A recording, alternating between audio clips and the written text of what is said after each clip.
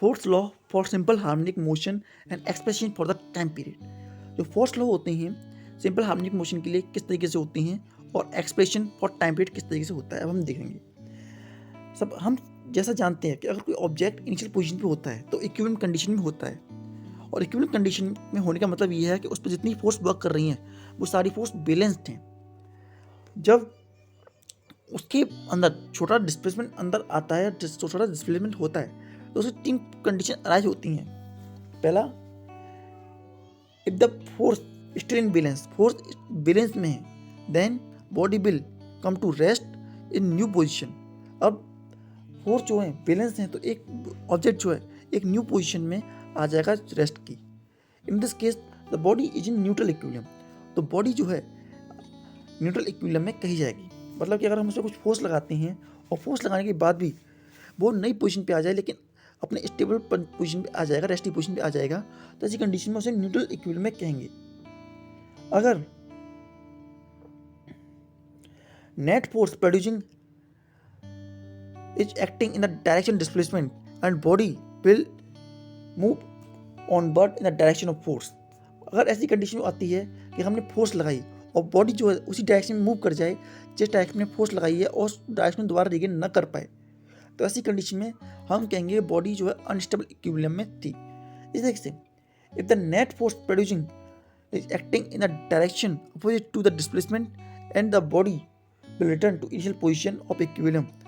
मतलब अगर हम किसी भी बॉडी में फोर्स लगाते हैं in opposite direction of force और ऐसी कंडीशन में जो बॉडी होती है दोबारा से अपनी इनिशियल पोजीशन रिटर्न बैक कर जाए, तो ऐसी कंडीशन स्टेबल इक्विलिब्रियम कहेंगे। न्यूट्रल इक्विलिब्रियम में वो बॉडी जो होती अपनी ओरिजिनल पोजीशन को बना रखती है, रेस्ट की पोजीशन को बना रखती है। अनस्टेबल इक्विलिब्रियम में जिस डायरेक्शन में फोर्स लगता है उस डायरेक्शन में मूव कर जाती है। वहीं जो अनस्टेबल इक्विलिब्रियम और के बाद स्टेबल इक्विलिब्रियम के अंदर जो नेट फोर्स लगती है उसके अंदर direction opposite to that of displacement, ऐसी कंडीशन में जो इनिशियल पोजीशन पर रिटर्न बैक हो जाती है अपोजिट फोर्स लगने के बावजूद भी। जब कभी बॉडी स्टेबल इक्विलिब्रियम में होती है from its equilibrium position that is mean position, तो एक रीस्टोरिंग फोर्स पर वर्क करती है in a direction opposite to displacement, जो कि एक रीस्टोरिंग फोर्स पर वर्क करती रहती है उस डायरेक्शन में जो कि अपोजिट होती है फोर्स के, in order to bring back the body in equilibrium position, जिससे कि वो बॉडी को इक्विलिब्रियम पोजीशन द्वारा लेकर के आ सके। And this restoring force may be due to gravity और इलेक्ट्रिसिटी और many other things in nature. ये किसी भी कारण से हो सकती है, ग्रेविटी से हो सकती है, इलेक्ट्रिसिटी से हो सकती है और इलेक्ट्रिक नेचर की वजह से भी हो सकती है। जो रीस्टोरिंग फोर्स होती है वो directly proportional to the displacement directly proportional होती है and providing the displacement to the body is small. If a body left there it return back to mean position. अगर हम बॉडी को हल्का सा धक्का मार के छोड़ दें तो वो दोबारा से अपनी पोजीशन पर लौट के आ जाती है। It gain some kinetic energy also with the help of overshoot its mean position and body goes on side other side. उसके अंदर काइनेटिक एनर्जी भी आ जाती है और वो अपनी मीन पोजीशन में वाइब्रेट करना भी स्टार्ट कर देती है। Again a restoring force is set up which slow it down and bring the body back to its mean position. और फिर रीस्टोरिंग फोर्स पर बकने लगती है और धीरे धीरे करके वो उसे उसकी ओरिजिनल पोजीशन पर लेकर के आ जाती है। और इसी तरीके से body oscillating back and fourth the mean position with in a definite period and executing simple harmonic motion. और इसी तरीके से बॉडी जो होती है बैक एंड फोर्थ मोशन करती है और सिंपल हार्मोनिक मोशन करते करते अपनी मीन पोजीशन पर आ जाती है। हम कंसीडर करते हैं एक बॉडी जिसका मास m है और सिंपल हार्मोनिक मोशन कर रही है with constant angular frequency omega along a straight line with the mean position O। हमने C and D extreme position उसकी ले रखी हैं and at an instant the body B at point P where OP है जो हमारा y है और displacement of simple harmonic motion का, एंड रीस्टोरिंग फोर्स F उसे वर्क कर रहा है acting on the body in simple harmonic motion eight an instant of time. तो जो फोर्स निकल के आता है हमारा वो होता है फोर्स इक्वल टू के वाई नेगेटिव के वाई। जैसा कि हम लोग पता है सिंपल हार्मोनिक मोशन में फोर्स के वाई के बराबर होता है। यहाँ पर हमारा के जो है फोर्स कांस्टेंट है और it is the force required to give unit displacement to the body. K जो होता है फोर्स कांस्टेंट होता है, और ये यूनिट डिस्प्लेसमेंट जो हमारी बॉडी को रिक्वायर होता है उसके बराबर होता है।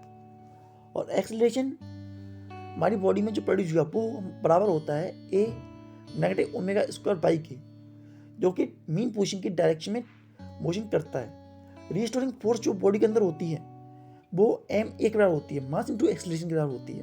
हमारे एक्सेलरेशन की वैल्यू जो होती है नेगेटिव ओमेगा स्क्वायर बाई के बराबर है, और हमने फोर्स की वैल्यू जब उसमें रखी तो negative m omega square by के बराबर रखी। और के वाई जैसा हमें पता है के y equal to m omega square by के बराबर हो जाता है, तो क्योंकि फोर्स के वाई के बराबर है और फोर्स का दूसरा डेरिवेशन हमें मिला था negative m omega square by, तो वाई से वाई कैंसिल हो जाती है ओमेगा, और जो हमारा के की वैल्यू बचती है वो मिलती है हमें एम ओमेगा स्क्वायर, और ओमेगा की वैल्यू बन जाती है फिर अंडर रूट के एम।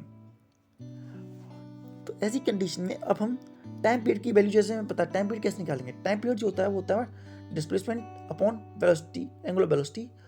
तो 2 पाई अपॉन ओमेगा, ओमेगा की वैल्यू भी मैंने निकाली है under root k upon m. फॉर्मूले में रखने पर time period equal to 2 pi under root k M.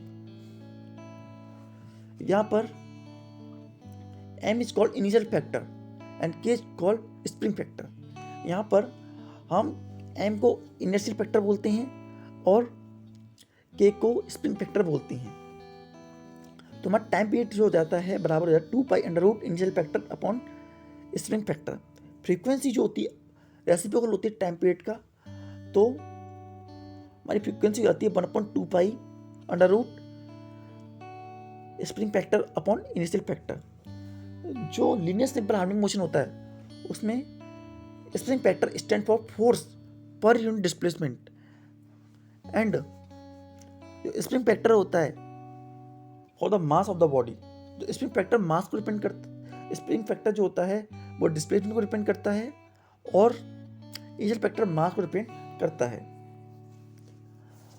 वहीं जो एंगुलर सिंपल हार्मोनिक मोशन होता है उसमें spring constant stand for torque constant simple, तो उसमें टॉर्क कांस्टेंट के रूप में वो लिया जाता है, जिसमें हम स्प्रिंग कांस्टेंट जो सर्कुलर मोशन में या एंगुलर मोशन में होता है उसके लिए। And inertial factor stand for moment of inertia of the body executing simple harmonic motion. और जो इनर्शियल फैक्टर होता है वो मोमेंट ऑफ इनर्शिया के रूप में देखा जाता है। तो हमारा फॉर्मूला बन जाता है T equal to 2 pi under root m k, और सॉल्व करने पर फॉर द एंगुलर मोमेंटम हम दोनों से मास निकाल लेते हैं, तो हमारा T का वैल्यू मिलता है 2 पाई डिस्प्लेसमेंट अपॉन एक्सेलरेशन। जो हमारा simple harmonic motion angular velocity में होता है उसके डिस्प्लेसमेंट मिलता है वो मिलता है T equal to 2 pi under root displacement upon acceleration के बराबर। फ्रीक्वेंसी टाइम पीरियड के उल्टी होती है, तो 1/2 pi under root acceleration upon displacement के बराबर हो जाती है। सिंपल पेंडुलम, जो सिंपल पेंडुलम जो होती है एक कॉमन एग्जांपल होता है सिंपल हार्मोनिक मोशन का। And ideal simple harmonic motion जो है एक हैवी पॉइंट मास बॉडी को लेके रखता है suspended by the weight and inextensible and perfectly flexible. एक वेट को लेके रखता है जो कि परफेक्टली इनएक्सटेंसिबल होता है और परफेक्टली फ्लेक्सिबल होता है, string from the rigid support without which it free to oscillate, जिस पर वो फ्रीली ऑसिलेट कर सकता है। तो हम कह सकते हैं ideal simple pendulum consist of heavy point mass of body suspended by a weight inextensible and perfectly flexible string from a rigid support about which it free to oscillate. एक ideal simple pendulum can not achieve in practice. हम simple harmonic motion जो ideal होती है वो उससे हम achieve नहीं कर सकते हैं डेली लाइफ के लिए, क्योंकि we can not have a point mass and weight string in practice, क्योंकि हमारे पास कोई पॉइंट मास ऑब्जेक्ट नहीं होता। हमारे पास जितने भी ऑब्जेक्ट होते हैं उनके पास कुछ ना कुछ वेट होता है। Practically a small and heavy solid metal sphere tied to one end of the long unspun cotton thread and suspended to a rigid support can serve as a proposed simple pendulum. हम daily life के लिए एक Bob जो spherical solid ball होती है उसको tie up कर देते हैं और एक थ्रेड की मदद से, और उसी को हम रोटेट कराते हैं जिससे पेंडुलम बनता है। In equilibrium position centre of gravity of the sphere O lie vertical below the point of suspension. Point of suspension जो होता है उस पर उसका सेंटर ऑफ ग्रेविटी लाई करता है। And distance between point of suspension and point of oscillation is called effective length of simple pendulum. और जो पॉइंट ऑफ सस्पेंशन और point of oscillation, point of suspension और पॉइंट ऑफ ऑसिलेशन के बीच में जो distance होता है उसे ही हम effective length of simple pendulum कहते हैं। Effective length of simple pendulum expression for the time period. अब हम चलते हैं टाइम पीरियड के लिए एक्सप्रेशन कैसे बनाएंगे for the simple pendulum. Expression for the time period, इसके लिए हम मास ऑफ द बॉब लिया है, एल जो है लेंथ ऑफ द पेंडुलम है। जब बॉब जो है डिस्प्लेस करती है अपनी मीन पोजीशन पी पर थोड़ा स्मॉल एंगल थीटा, एक छोटा सा एंगल थीटा बना करके from vertical the various force acting on it, तो कुछ फोर्स होती हैं जो वर्क करती हैं। पहला वेट जो होता है बॉब का वो वर्टिकल डाउनवर्ड से वर्क करता है और टेंशन ऑफ द स्ट्रिंग, और एक tension of the string work करती है। जब हम इन फोर्सेस को रिजॉल्व करते हैं इनटू रेक्टेंगुलर कंपोनेंट तो हम देखते हैं एम जी कॉस थीटा जो फोर्स है उस पर एक्ट कर रही है अलॉन्ग पी ए उस पर एम जी कॉस थीटा उस पर वर्क कर रही है, और एम जी साइन थीटा उस पर वर्क कर रही है along P B and tangent to arc OP and direct toward O. If the string neither slank, अगर string जो होती है थोड़ा सा भी स्लैंक नहीं होती है, बिल्कुल स्ट्रेट रहती है, तो ऐसी कंडीशन में तो टेंशन होती है T equal to M G cos theta के बराबर हो जाती है, and force equal to M G sine theta will be provide the restoring force. और एम जी साइन थीटा जो होती है रिस्टोरिंग फोर्स प्रोवाइड करती है, और which tend to bring the bob back to its mean position, और जो कि उसे मीन पोजीशन पर लेने के लिए कंपेल करती है। और रिस्टोरिंग फोर्स जो नेगेटिव होती है torque equal to t m ji sine theta l, तो टॉक हमारी हो जाती है m g l sine theta के बराबर।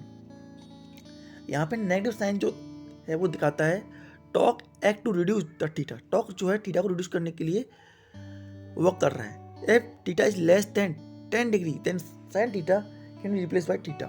अगर थीटा की वैल्यू जो है साइन थीटा की वैल्यू थीटा से 10 डिग्री से कम है तो उसे हम केवल थीटा से रिप्रेजेंट कर सकते हैं। And we can show that if theta is in radian then sine theta can be expressed as sine theta equal to theta negative theta cube upon 3 formulation plus theta की power 5.5 formulation. इस तरीके से हम theta को represent कर सकते हैं। जब हम साइन थीटा को थीटा से रिप्रेजेंट करते हैं या रिप्लेस कर देते हैं तो theta torque equal to negative m g l theta हो जाती है। तो टॉक जो होता है हमारा डायरेक्टली प्रोपोर्शनल होता है थीटा के, थीटा बढ़ेगा तो टॉक बढ़ेगा, थीटा कम होगा तो टॉक भी कम होगा।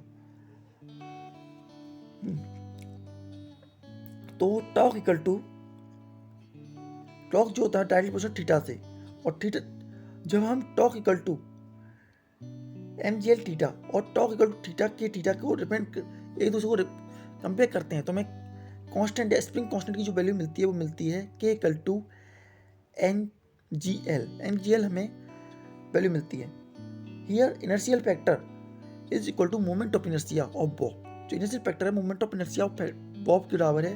और सिंपल हार्मोनिक मोशन के लिए जो टाइम पीरियड टी है 2 पाई वो बराबर होता है 2 pi under root inertial factor and spring factor के बराबर। जो इनर्शियल हमने भी निकाला था कि टाइम पीरियड जो होता है इनिशियल फैक्टर और स्प्रिंग फैक्टर के बराबर होता है। जो हमारा इनिशियल फैक्टर निकला है वो बराबर होता है एम एल स्क्वायर, और स्प्रिंग फैक्टर जो था एम जी एल के बराबर है। तो एम से एम कैंसिल और एल स्क्वायर से एल कैंसिल, तो 2 पाई एल जी के बराबर हमारी वैल्यू बनती है। तो इससे हमें पता चलता है जो टाइम पीरियड होता है वो डायरेक्टली प्रोपोर्शनल होता है लेंथ के।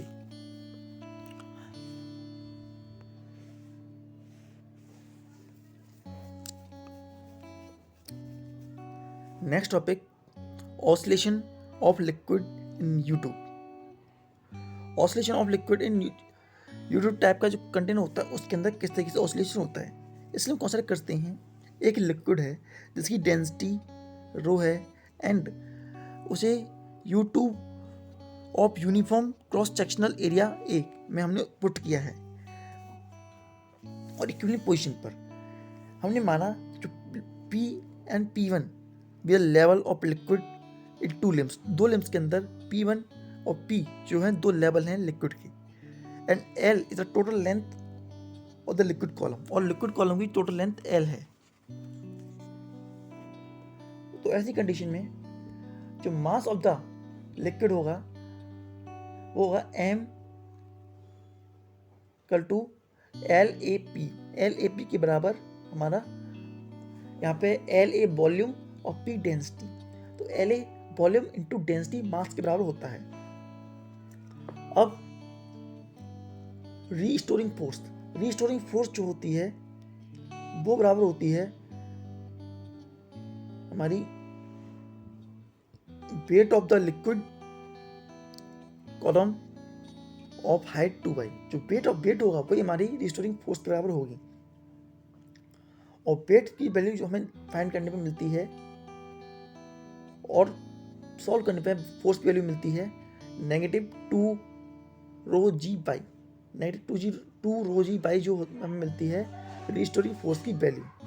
हमें जरा पता है सिंपल हार्मोनिक मोशन में जो रिस्टोरिंग फोर्स होती है वो होती है -KY और स्प्रिंग फैक्टर जो है हमारी इस कंडीशन में, तो हमारी स्प्रिंग फैक्टर जो इस कंडीशन में निकल के आता है वो होता है K इक्वल टू 2AP 2 रो जी के बराबर।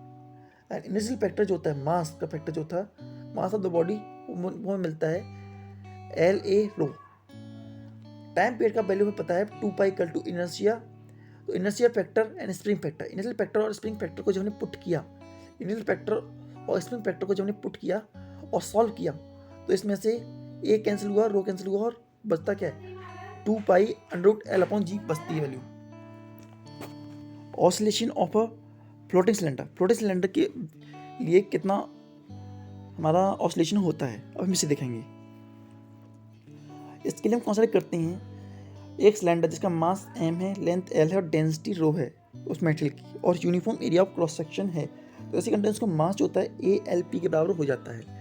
नाउ फोर्स कितनी होती है, फोर्स जो होती है उसके वेट के बराबर होती है, रिस्टोरिंग वेट के बराबर होती है, तो उसका वेट जो निकल के आता है वो मास इंटू ग्रेविटी के बराबर होता है। मास जो होता है उसका लिक्विड का AL रो जी होता है और जैसा हमें पता है वेट फोर्स का फॉर्मूला जो होता है mg भी होता है, तो mg हमने रखा तो मास का जो वैल्यू निकली वो मिलती है हमें AL रो जी के बराबर।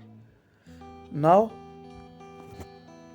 हम सपोज करते हैं कि हमने उस सिलेंडर को डाउनवर्ड पुश किया with small vertical distance y, जैसा हमने उसमें दिखा रखा है पोजीशन के लिए।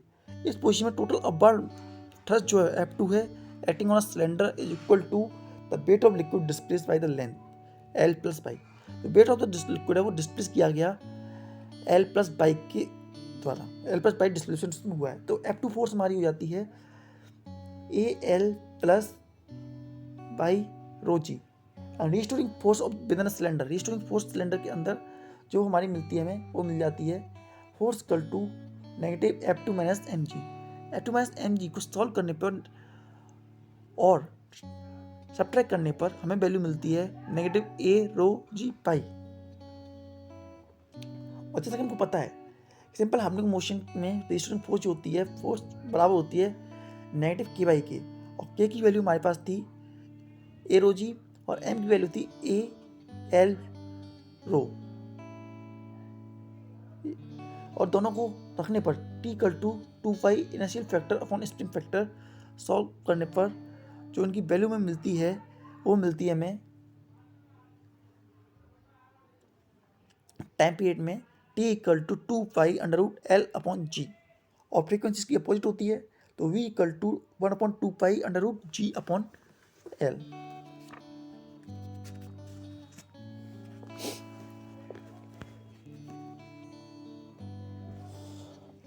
Oscillation of loaded spring. अब हम चलते हैं लोडेड स्प्रिंग के अंदर ऑसिलेशन कैसे होते हैं इन्हें देखेंगे हम। Vibration of A horizontal spring, horizontal spring vibrate कैसे करती है। जैसा हमने देखा है कि एक स्प्रिंग हमने कंसीडर की है of a body, mass m attach to one end of b। Suppose करते हैं कि स्प्रिंग है, उसके साथ एक बॉडी है जिसका मास m है, वो कनेक्टेड है, and other and of spring is connected with fix support, और एक फिक्स सपोर्ट से वो कनेक्टेड है दूसरी साइड में हमारी जो स्प्रिंग है, and body is resting on the frictionless horizontal surface, और जो बॉडी है वो हॉरिजॉन्टल फ्रिक्शनलेस सरफेस पे लाई करती है, and wait of the body is balanced by reaction of horizontal surface, और जो वेट है वो हॉरिजॉन्टल सरफेस के द्वारा बैलेंस कर दिया जाता है। हम सपोज करके चलते हैं कि body will displace toward the right through a small displacement by. हम सपोज करते हैं कि जो बॉडी है स्मॉल डिस्प्लेसमेंट बाई उसने किया, तो उसमें जो फोर्स लगी, फोर्स हमारी y इक्वल टू नेगेटिव के वाई के बराबर हो गई, और नेगेटिव साइन हमें ये दिखाता है कि रिस्टोरिंग फोर्स जो होती है direct toward the equivalent position के टुवर्ड मूव करती है, और रिस्टोरिंग फोर्स जो होती है डायरेक्ट पोजीशन होती है to displacement, and force is always direct toward the equivalent position, और जो फोर्स होती है इक्विवेलेंट पोजीशन के टुवर्ड ही डायरेक्ट करेगी। इनर्शियल फैक्टर जो है हमारा mass of the body m है, स्प्रिंग फैक्टर जो spring constant of the spring k है, और तो पीरियडिक टाइम जो होगा वो हमारा होता है 2 pi equal to under root inertial factor and spring factor. तो टाइम पीरियड की वैल्यू मिल जाती है हमारी 2 pi equal to under root m upon k, and frequency of oscillation जो हमारी होती है अपोजिट होती है 1 अपॉन t के बराबर होती है, तो सॉल्व करने पर 1 अपॉन 2 पाई k अपॉन m के बराबर वैल्यू बनती है। Now vibration of vertical spring, ये हमारी हॉरिजॉन्टल स्प्रिंग के थे। हम वर्टिकल स्प्रिंग में किस तरीके से वैल्यू में चेंज आता है वो देखेंगे।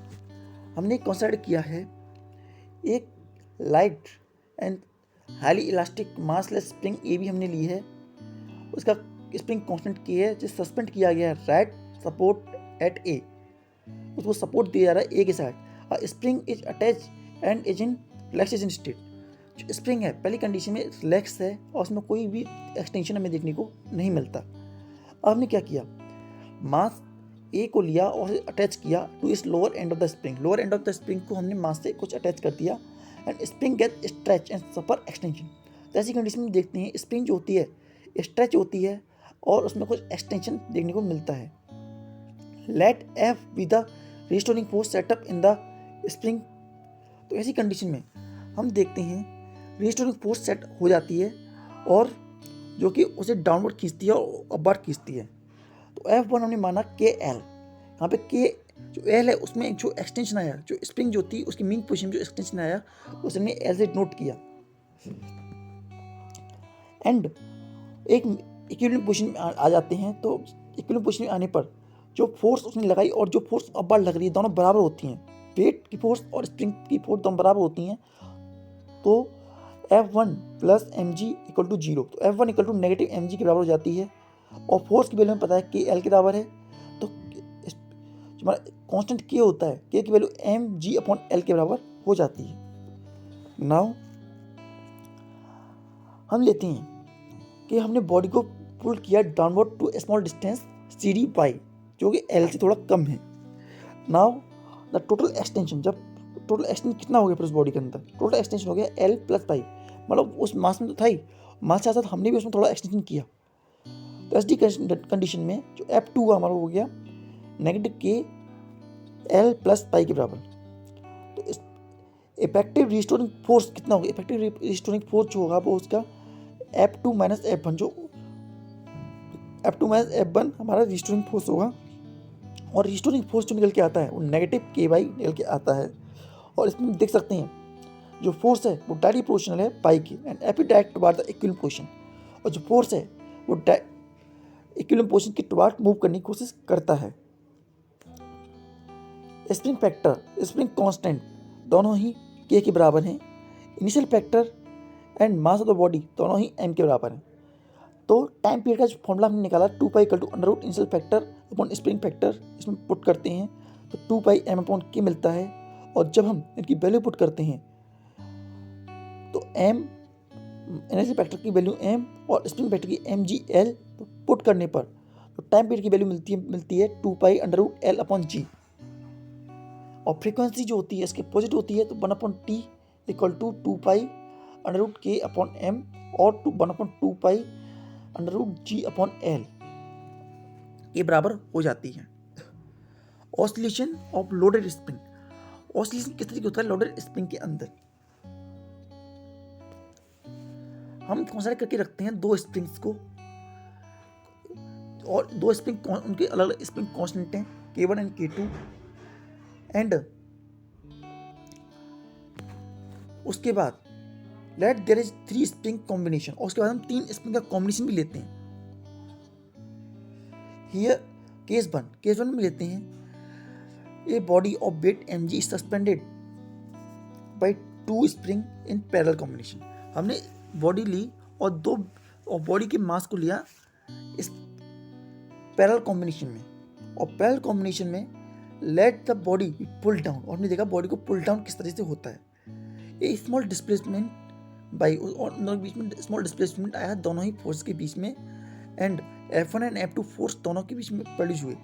तो ऐसी कंडीशन में जो फोर्स उनके अंदर प्रोड्यूस हुई F1 में उसमें हुई नेगेटिव K1 बाई और F2 जो प्रोड्यूस हुई नेगेटिव K2 बाई के बराबर प्रोड्यूस हुई और टोटल रिस्टोरिंग फोर्स हो जाती है बराबर हो जाती है F equal to F1 plus F2 equal to negative K1 plus K2 y के बराबर। Now K is spring constant और कॉम्बिनेशन ऑफ द स्प्रिंग। हम K जो होता है स्प्रिंग कांस्टेंट लेते हैं दोनों कॉम्बिनेशन करने पर, तो रिस्टोरिंग फोर्स हमारी कॉम्बिनेशन करने पर बनती है F equal to negative K के बराबर। तो K जो होता है हमारा बराबर हो जाता है K equal to K1 plus K2।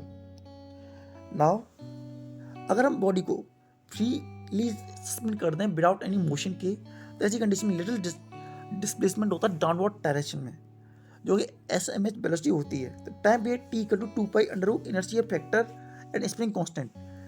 तो इसमें जब वैल्यू रखते हैं 2 पाई अंडर रूट M और कैपिटल K, जो K जो है K की वैल्यू हमें पता है K1 प्लस K2 के बराबर होती है। तो हमारा टाइम पीरियड की वैल्यू इसमें हो जाती है 2 pi equal to under root M K1 plus K2। अगर दोनों ही इक्वल हों K1 और K2 K के बराबर हों तो K की वैल्यू 2K हो जाती है और हमारी वैल्यू मिलती है हमें T equal to 2 pi under root M 2K। अगर ऐसी कंडीशन हो जिस कंडीशन में जो हमारी फोर्स है स्प्रिंग जो है स्प्रिंग हमने सीरीज में कंबाइन की है, अगर हम सीरीज में कंबाइन करते हैं तो ऐसी कंडीशन में फोर्स जो होती हैं वो होती हैं force K1 by 1 by first spring and force K2 by 2 by second spring. By 1 की जो होगी नेगेटिव F अपॉन K1 और बाई 2 होगी नेगेटिव F K2 के बराबर। तो टोटल एक्सटेंशन उसमें हो जाता है y equal two by 1 plus by 2। By 1 plus by 2 की वैल्यू निकल के आती है वो होती है हमारी F equal to K1 plus K2 and K1 K2 के बराबर हो जाती है। तो स्प्रिंग कांस्टेंट की जो वैल्यू हमारी निकल के आई K equal to K1 K2 और अपॉन K1 प्लस K2 के बराबर हमारी वैल्यू निकल के आई। अब हम इसे टाइम पीरियड के फॉर्म में रखते हैं तो टाइम पीरियड हमारा कितना होता है? टाइम पीरियड का फॉर्मूला हमें पता है जैसे कि 2 पाई इनर्शियल फैक्टर और स्प्रिंग फैक्टर के बराबर होता है। तो इसमें हमने K की वैल्यू जब रखी तो हमारी वैल्यू निकल जाती है 2 pi under root M K1 plus K2 under root K1 K2। अगर K1 K2 और K आपस में इक्वल हैं तो ऐसी कंडीशन में जो वैल्यू निकल के आती हैं वो रहती हैं K equal to K upon K 2K हो जाती है और सॉल्व करने पर K अपॉन 2 वैल्यू मिलती है। तो T की वैल्यू जो हो जाती है 2 pi under root 2M upon K के बराबर वैल्यू में मिलती है। Damp and damp simple harmonic motion, undamp and damp simple harmonic motion क्या होता है? पहले हम चलते हैं अनडैम्प सिंपल हार्मोनिक मोशन की तरफ। When a simple harmonic motion oscillate with constant amplitude which does not change with time, its oscillation called undamped simple harmonic motion।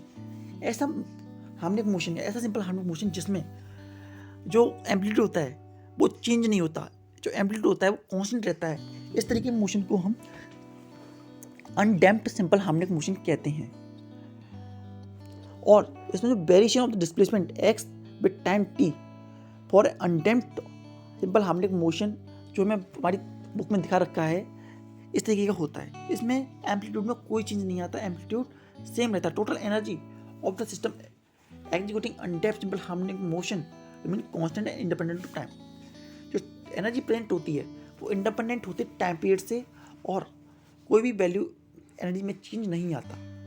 Energy E equal to 1/2 की एक्स स्क्वायर के constant या force constant है, और x जो amplitude है of the oscillation. इन दोनों में कोई चेंज नहीं आता with the time. It's so that dissipative force या फ्रिक्शनल और विस्कस फोर्स जो होती हैं प्रेजेंट नहीं होती इस कंडीशन में जब अनडैम्प्ड सिंपल हार्मोनिक मोशन हो रहा होता है. And when a Bob of simple harmonic motion it has undamped simple harmonic motion. जो पेंडुलम होती है, बॉब होता है पेंडुलम का, वो जब रोटेट करता है तो उसका जो मोशन होता है वो एक सिंपल हार्मोनिक मोशन का ही एग्जांपल है. डैम्प सिंपल हार्मोनिक मोशन, जो डैम्प सिंपल हार्मोनिक मोशन होता है वो किस तरह का मोशन होता है? Damp simple harmonic motion, a simple harmonic motion which amplitude decreasing with time. ऐसा मोशन जिसमें कि एम्पलीट्यूड जो होता है टाइम के साथ कम होता चला जाता है, ऐसे मोशन को हम डैम्प सिंपल हार्मोनिक मोशन कहते हैं. इस तरह की मोशन में जो energy of the system execute damp simple harmonic motion. इस तरह की मोशन में एनर्जी होती है खत्म होती चली जाती है धीरे धीरे करते, and oscillation of the system remain periodic. और ऑसिलेशन जो होता है पीरियडिक रहते हैं. डिसिपेटिव फोर्स जो होती हैं इस कंडीशन में एक्टिव रहती हैं, जैसे फ्रिक्शनल फोर्स, विस्कस फोर्स जो होती हैं इस कंडीशन में एक्टिव रहती हैं. और इसे अंडरस्टैंड करने के लिए हम एक एग्जांपल लेते हैं. जैसे डैम्प फोर्स जो होती है मोशन ऑफ ऑसिलेटर, जैसे हम एक ऑसिलेटर लेते हैं और उसे कंटिन्यूस रोटेट करते हैं तो एक लिमिटेड टाइम पीरियड के बाद वो स्टॉप होने लगती है. Here S is the force constant, या हम एस जो होती है हमारी फोर्स है, और इसका एस का जो स्प्रिंग कांस्टेंट है के है. It is suspended vertically in a rigid support, और एक रिजिड सपोर्ट से वो वर्टिकली डाउनवर्ड डाल दी गई है. और a block B of mass M is attach to a lower end of the spring. और एक ब्लॉक जो है इसका मास एम है उसे अटैच कर दिया गया lower end of spring, and block is connected to weightless vane B. और एक वेटलेस वेन बी के द्वारा उसे कनेक्ट कर दिया गया है. The when is समर्ज्ड in liquid in a beaker. और उसे हमने वेन को लिक्विड में समर्ज कर दिया है. A pointer P is attach to the block which can slide. और एक ब्लॉक से हमने अटैच किया रखा है जो कि स्लाइड कर सकता है. When the block left free, जब हमने ब्लॉक को फ्रीली लेफ्ट कर दिया तो it settle to equivalent position. Equivalent position आ जाता है y the point O on vertical line, vertical line पर. When the block is pulled down a little distance x, जब हम ब्लॉक को स्मॉल डिस्टेंस x करते हैं तो उसमें फोर्स लगती है, फोर्स जो कि वैल्यू होती है फोर्स कल टू के एक्स नेगेटिव के एक्स, और मीन पोजीशन पर आने की कोशिश करती है. हम देखते हैं कि जब उसे मीन पोजीशन पर अपनी तरफ अट्रैक्ट करते हैं तो एक लिमिटेड टाइम तक वो रोटेट करता है, फिर धीरे धीरे करके उसके अंदर फोर्स कम होती चली जाती है और वो दोबारा से स्टॉप हो जाता है, रिस्टोरिंग फोर्स में स्टॉप हो जाती है. तो इस तरह की मोशन में हम कहते हैं कि ये डैम्प मोशन होता है. डैम्प मोशन में उसकी स्पीड एक कंडीशन में आकर के बंद हो जाती है.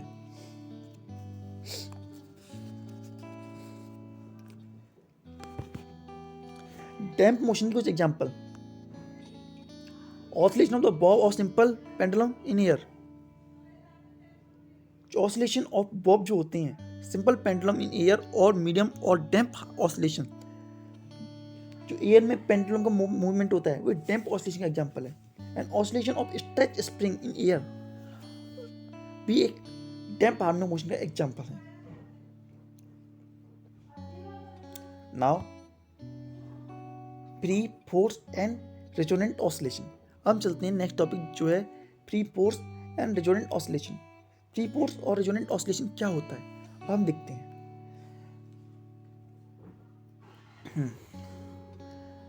When a system is capable of oscillating in a given some initial displacement from free oscillation, forced oscillation and resonant oscillation. Free oscillation, जब एक बॉडी ऑसिलेट करती है और इक्विवेलेंट पोजीशन पर left to right, to and fro, back and forth, ऐसी condition में कोई external force उस पर वर्क नहीं करती और वो अपनी नेचुरल फ्रीक्वेंसी से ऑसिलेट करती है, तो हम कहेंगे oscillation of the system is in free equilibrium, या उसमें फ्री ऑसिलेशन है। फ्री ऑसिलेशन की इंपॉर्टेंट कंडीशन ये होती है कि उस पर कोई एक्सटर्नल वर्क न कर रहा हो, एक्सटर्नल फोर्स न लग रही हो। तो a system capable of oscillating is said to be executing free oscillation with the vibration with its own frequency without the help of external periodic force। अगर उसके अंदर जो वाइब्रेशन पैदा हो रहे हैं, पीरियडिक वाइब्रेशन पैदा हो रहे हैं सिस्टम के अंदर विदाउट एनी एक्सटर्नल फोर्स, तो हम कहेंगे कि body is in free oscillation, अपनी नेचुरल फ्रीक्वेंसी से वो फ्रीक्वेंट कर सकती है, वो मूव कर सकती है। Nature frequency of the vibration of free oscillating system depend upon inertia factor of system, elastic property of the system and spring factor। इन सब पॉइंट पर फ्रीक्वेंसी या ऑसिलेशन डिपेंड करता है। फ्रीक्वेंसी का हम मेजर फॉर्मूला जानते हैं 1/2π√Km। कुछ एग्जांपल हम देखते हैं जो हमें फ्री ऑसिलेशन की डेली लाइफ में देखने को मिलते हैं। तो कौन कौन से एग्जांपल हैं अब उन्हें हम देखते चलते हैं। पहला, ऑसिलेशन ऑफ प्रोम और टर्निंग ब्लॉक।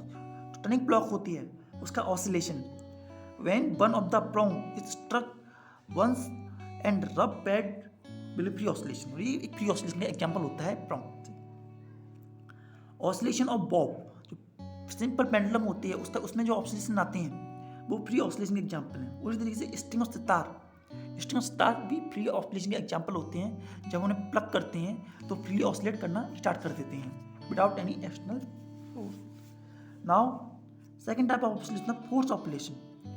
ऐसे ऑसिलेशन जिन्हें कराने के लिए हमें एक्सटर्नल फोर्स देना पड़ता है और वो एक्सटर्नल फोर्स उनको मोशन या ऑसिलेशन में पैदा करता है।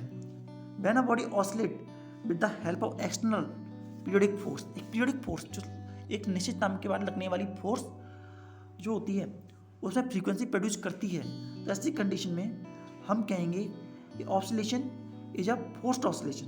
ऑसिलेशन एक फोर्स टाइप का ऑसिलेशन है। Under the effect of external periodic force, external periodic force के इफेक्ट में, या जिसे ड्राइविंग फोर्स कहते हैं, the body first start oscillating it's on nature frequency. Body जो होती है स्टार्ट करना अपने यहाँ पे स्टार्ट कर देती है नेचर फ्रीक्वेंसी में रोटेट करना या फ्रीक्वेंट ऑसिलेट करना। As a time passes nature frequency of oscillation is dying out and dominance of driving force and finally the oscillation set down to the frequency of the driving force. शुरुआत में nature frequency rotate करती है, लेकिन धीरे धीरे करके जो nature frequency होती है वो खत्म होती चली जाती है और जो ड्राइव फोर्स की फ्रीक्वेंसी है वो उसे ओवरटेक करने लग जाती है और फिर वो जो बॉडी है वो ड्राइव फोर्स की फ्रीक्वेंसी के साथ ही वाइब्रेट करना स्टार्ट कर देती है। In this situation, the amplitude of force oscillation of the body is small. Amplitude of force oscillation जो होता है वो छोटा रहता है। Thus, in force oscillation, the body does not oscillate with its own nature frequency. Force oscillation में जो body होती है वो अपनी नेचर फ्रीक्वेंसी से वाइब्रेट नहीं कर पाती, but with frequency v of the driving force which is different from v0। लेकिन अभी उससे वाइब्रेट करती है जो कि ड्राइव फोर्स की फ्रीक्वेंसी है और वो नेचर फ्रीक्वेंसी से अलग होती है। फ्री ऑसिलेशन में जो बॉडी होती है वो अपनी नेचर फ्रीक्वेंसी से रोटेट करती है, लेकिन फोर्स ऑसिलेशन में जो बॉडी होती है वो अपनी नेचुरल फ्रीक्वेंसी से नहीं बल्कि ड्राइव फोर्स की फ्रीक्वेंसी जो पीरियडिकली लग रही है उसके बेसिस पर डिपेंड करती है। जैसे हम एग्जांपल कर लेते हैं, एक्सटर्नल पीरियडिक फोर्स जो कि ड्राइविंग फोर्स है, इसका एम्पलीट्यूड f0 है एंड फ्रीक्वेंसी b अप्लाई की जा रही है ऑसिलेटर पे और परफॉर्मिंग अ डैम्प ऑसिलेशन, एक डैम्प ऑसिलेशन परफॉर्म कर रही है, तो उसे रिप्रेजेंट करेंगे हम force equal to f0 cos 2π/bt। cos pi 2pt के हम उसे रिप्रेजेंट करेंगे। Now the motion of the oscillator under the combined action of linear restoring force, जो मोशन है ऑसिलेटर का under a combined restoring force के दौरान हो रहा है, तो damping force time depend driving force, damping force और टाइम डिपेंडिंग फोर्स जो हमें एक इक्वेशन दी जाती है जो होती है md² x dt का square plus b dx dt plus kx f0 equal to f0 cos 2π/vt इसके बराबर हमें दी जाती है। मोशन ऑफ द ऑसिलेटर कितना होगा with the combined action of linear force and damp force with the time. Another effect of external periodic force, the oscillator initially oscillate with its natural frequency v0। जैसा हमने आपको बताया, जो oscillator होता है वो इनिशियली अपनी नेचुरल फ्रीक्वेंसी से रोटेट करता है, लेकिन जैसे जैसे टाइम पास होता चलाता है ऑसिलेशन जो होता है उसकी नेचुरल फ्रीक्वेंसी खत्म होती चली जाती है, डाई होती जाती है, और वो फिर ड्राइविंग फोर्स की फ्रीक्वेंसी से रोटेट करना स्टार्ट कर देता है। Analysis show that displacement of the oscillator at time t after the natural frequency is given out हम दी जाती है, that is a equal to x हमारा डिस्टेंस है, x equal to a cos 2π/vt plus 5। और amplitude जहाँ पे amplitude की जो वैल्यू आती है यहाँ पर वो होती है f√m² 4π² का स्क्वायर एंड v0 का स्क्वायर माइनस b का स्क्वायर प्लस 4π का स्क्वायर b का स्क्वायर एंड b और bracket close under root and tan phi का जो रिलेशन होता है वो होता है v0 equal to 2πbx।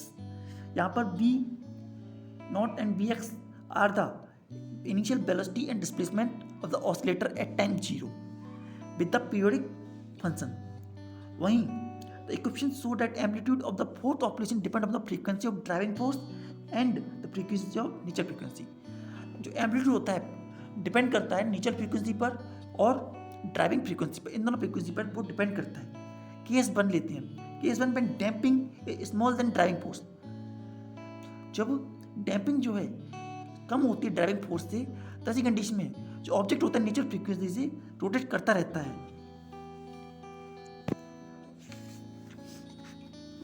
And हमारी इक्वेशन जो होती है रिड्यूस हो जाती है, a equal to f0 4πm v² v0 minus v²। और हमारा डिस्प्लेसमेंट जो होता है वो होता है f0 equal to 4π² m v² minus b dot cos 2π/vt plus 5। Case second में जब हमारी ड्राइविंग फोर्स होती है वो क्लोज हो जाती है, when driving force is close to natural frequency, driving force natural frequency के क्लोज हो जाती है, देन जो हमारा फॉर्मूला बनता है वो बचता है वो होता है m ब्रैकेट v0 का होल स्क्वायर माइनस b का स्क्वायर का होल स्क्वायर प्लस b² और v² इक्वल टू v का whole square. Equation reduce to a f0 and 2πv। यहाँ पर जो v एंड v हैं और a हैं कैन नॉट बी इन्फिनिटी तक नहीं जा सकते। And if we plot the graph of displacement x v0 and giving the equation, और हम इनको ग्राफ नोट करते हैं x और b के रेस्पेक्ट में, तो हम नोट करते हैं we note the small is the damping, taller and narrow is the resonance peak। मतलब कि जितनी कम डैम्पिंग होगी उतना ही टॉलर और नैरो हमारा रेजोनेंस पीक होगा। And the phenomena of increase in amplitude, जब उसी फिनोमेना को जो कि हमारे एम्पलीट्यूड को इंक्रीज करती है, when driving force is close to natural frequency, जब ड्राइविंग फोर्स होती है नेचुरल फ्रीक्वेंसी के बराबर हो जाती है, जब ड्राइविंग फोर्स नेचुरल फ्रीक्वेंसी के बराबर हो जाती है तो एम्पलीट्यूड बहुत ज़्यादा हाई हो जाता है, और ऐसी कंडीशन को ही हम रेजोनेंस कहते हैं। When a force oscillation, example of force oscillation क्या होते हैं? Oscillation setup in a table when string of vibrating tunnel block is gently pressed against the top of the table. Top of the table को हम gently press करते हैं एक string की मदद से, तो ऐसी कंडीशन में फोर्स ऑसिलेशन हमारे द्वारा पैदा किए जाते हैं। इसी तरीके से sound board of the string musical instrument, sound board जो होते हैं उनमें साउंड पैदा होती है, एंड बॉल एंड स्टार, इन सब में भी हम फोर्स ऑसिलेशन करते हैं। When the bob of simple pendulum is held in the hand and subjected to and fro motion, और हम जो बॉब है उसे अपने हाथ में पकड़ें और हाथ में पकड़ करके उसे टू एंड फ्रो मोशन कराएं, तो ऐसी कंडीशन में जो मोशन होता है उसे हम रेजोनेंट मोशन कहते हैं।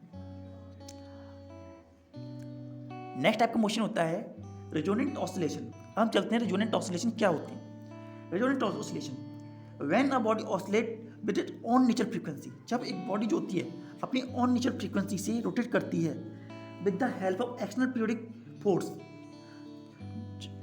जिसमें हेल्प करते हैं उसकी एक्सटर्नल पीरियोडिक फोर्स की हेल्प करती है, and whose frequency b is equal to nature frequency, और जो ड्राइविंग फोर्स की फ्रीक्वेंसी है वो नेचर फ्रीक्वेंसी से इक्वल हो जाए। तो ऐसी कंडीशन में जो ऑसिलेशन पैदा होते हैं उन्हें हम रेजोनेंट ऑसिलेशन कहते हैं। रेजोनेंट ऑसिलेशन क्या समझाएंगे? when a body oscillate with its own natural frequency b naught with the help of external periodic force whose frequency b naught is equal to natural frequency of the body, the oscillation of the body are called resonant oscillation। ऐसा ही oscillation को हम resonant oscillation कहते हैं। and when b equal to b naught then amplitude become infinity। जब b और b naught आपस में equal हो जाते हैं तो उनका एम्पलीट्यूड बहुत ज़्यादा बढ़ जाता है। This is in fact the not practical because infinite amplitude will be corresponding to infinite energy of the system. और इनफाइनाइट एम्पलीट्यूड जो होता है इनफाइनाइट एनर्जी को डिनोट करता है, लेकिन ये डेली लाइफ में देखने को नहीं मिलता। Due to presence of variation force in the system the energy continue dissipated. क्योंकि लगातार वेरिएशन होने की वजह से फोर्स के अंदर जो एनर्जी में लगातार डिसिपेशन देखने को मिलता है, वेरिएशन देखने को मिलता है। The amplitude of the oscillation can grow to large value only but never be infinity. जो वैल्यू ऑफ एम्पलीट्यूड होती है वो बहुत ज़्यादा इन्फिनिटी तक पहुंच सकती है, इन्फिनिटी तक उसकी वैल्यू हो सकती है, लेकिन वो कभी भी इन्फिनिटी तक नहीं जा सकती। That's by resonant oscillation is very large amplitude. और इसीलिए जो रेजोनेंस एम्पलीट्यूड होते हैं, रेजोनेंट ऑसिलेशन होता है उसका एम्पलीट्यूड बहुत ही ज़्यादा हाई होता है। At a situation v equal to v naught the resonance said to be take place. Resonance take place होता है। Resonance is a phenomena of setting a body into vibration with the help of another body which is vibrating with the same frequency। Example of resonant force. अब हम चलते हैं कुछ example जो resonant force के हमें मिलते हैं। First, sonar experiment. Sonar experiment जैसे कि the paper rider place a stretch string, जो स्ट्रेच स्ट्रिंग को लेकर के between the base fly off due to resonant oscillation. Resonant oscillation की वजह से ही वो फ्लाई कर पाता है। Vibration turning clock when the stem is pressed gently on the top of the face and sonar box. In resonance apparatus the sound board is heard due to resonant oscillation। तो sound board के apparatus होते हैं, sound loud sound जो होती है हमें सुनाई देती है वो रेजोनेंट ऑसिलेशन की वजह से ही हमें सुनाई देती है। When the frequency of oscillation of air column become equal to frequency of vibrating turning clock, इस कंडीशन में हमें वो साउंड सुनाई देती है।